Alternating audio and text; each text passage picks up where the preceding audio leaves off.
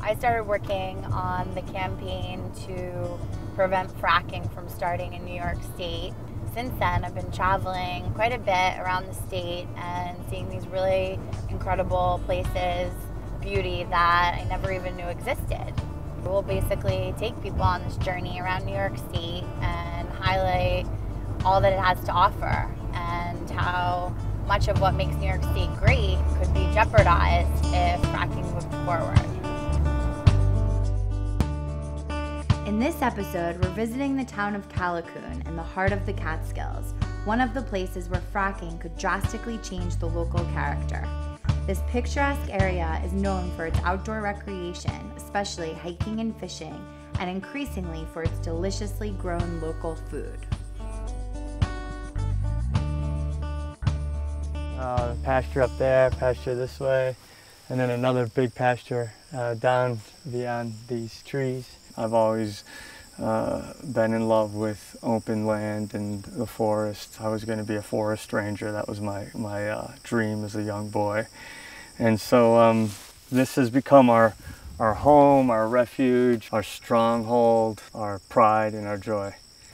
We have this city that people spend a lot of money importing food, organic food from all over the world. And we have the capability to produce a lot of that food here. Welcome to Apple Pond Farm and Renewable Energy Education Center. Glad you came. I'd like to talk to you a little bit about the history of the farm, if I can. Please. We've been here 42 years. This was a real work of love because this is a reclamation project. It was a condemned property and we brought it back. It took us 5 years before we could bring in the animals, and since then we've been organic and practice animal husbandry. We also have vegetables here and fruits, and we also, for the last decade, have been involved in renewable energy. The most important product here is a more educated citizen. People want to see a farm. They want to see a vegetable garden, learn about honey and maple.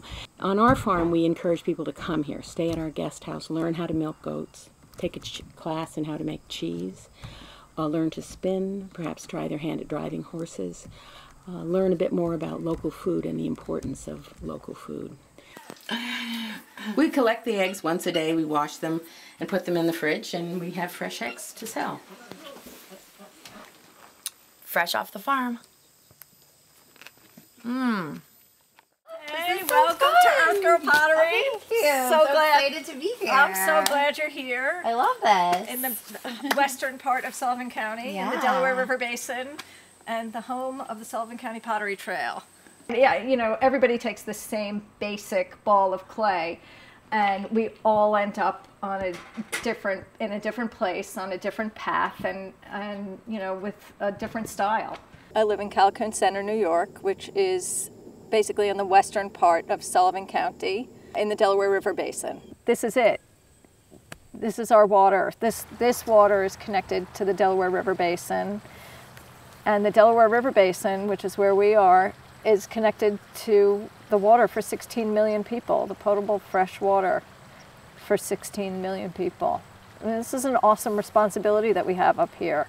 We're the watershed, we're the airshed, we're the food shed, we're the shed.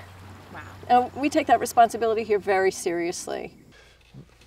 The Catskills, it became apparent to some of the greatest engineers of our time, was a watershed of extraordinary value. And it's the only major watershed system in the world that's unfiltered.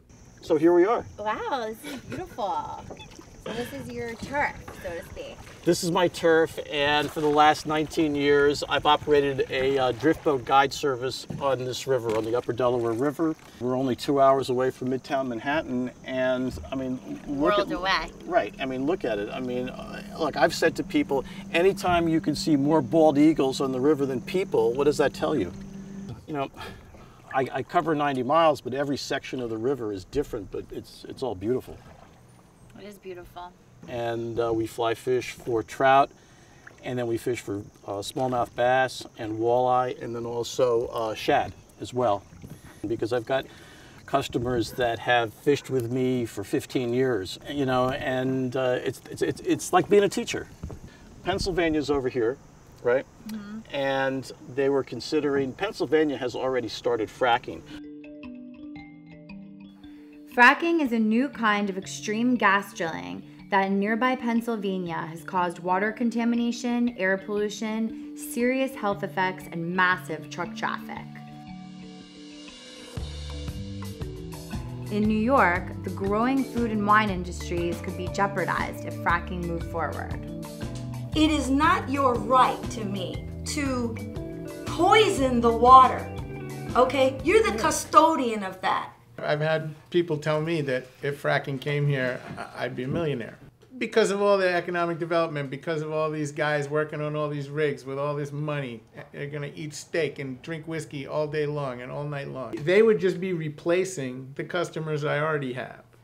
As a business person, it's a zero-sum game for me. I'm just gonna be replacing one customer with another. But as a person that lives here, I just assume keep the customers I have. My husband is a great chef. He knows how to put it together, but it's about the ingredients. The farmer's market is there on Sunday. He has a direct relationship with several of the farmers there. This is where we get our food. Hopefully this vintage 2013 will produce 1,000 cases, which is wonderful. Amazing. Do you think that if fracking moved forward, would you be able to continue your business, or would you have real concerns? Absolutely not. We get our water out of a spring. It just comes up out of the ground, and it's the best water I've ever tasted in my life.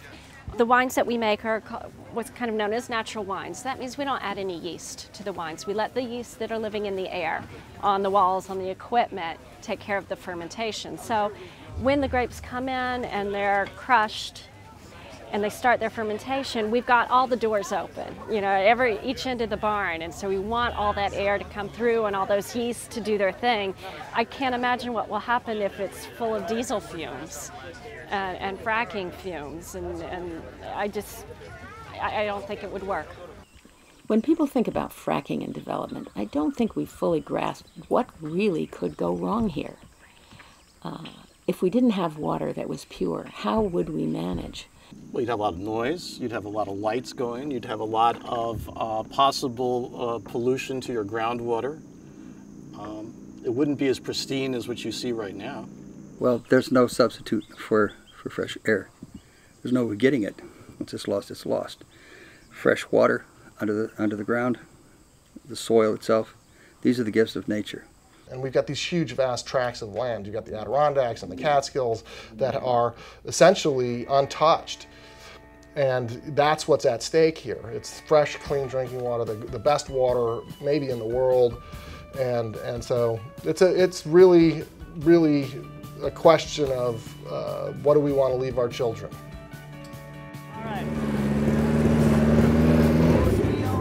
So here we have the old and the new.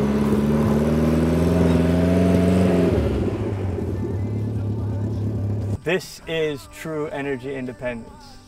One day I will not be paying anything for my power.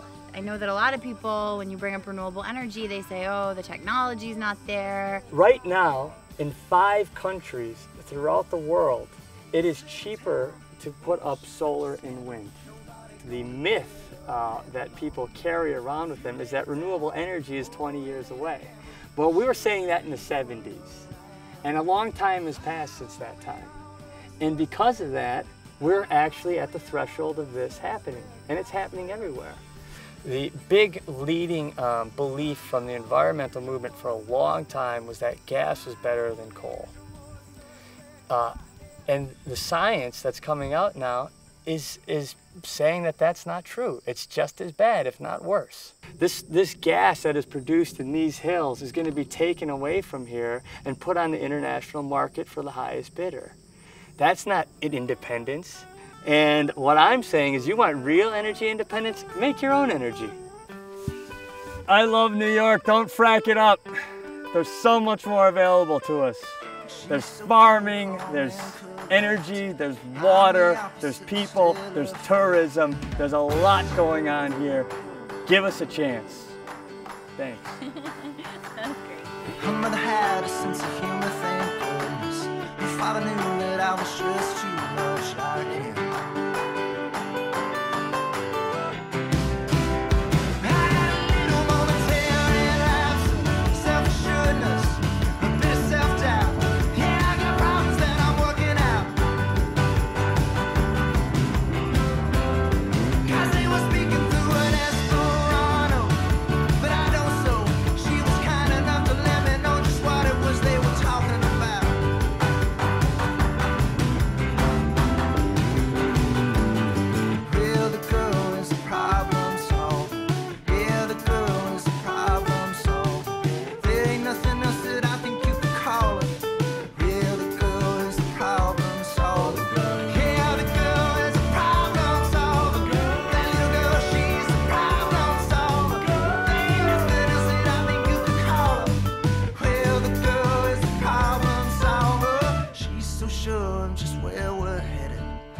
of the wave, but a father fed it for us.